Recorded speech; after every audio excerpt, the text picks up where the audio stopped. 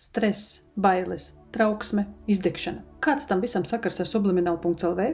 Vistiešākais. Tajā brīdī, kad tu pēc garās darba dienas beidzot vari apsēsties un pievērsties sev, tad visbiežāk gribas darīt tieši tā – neko.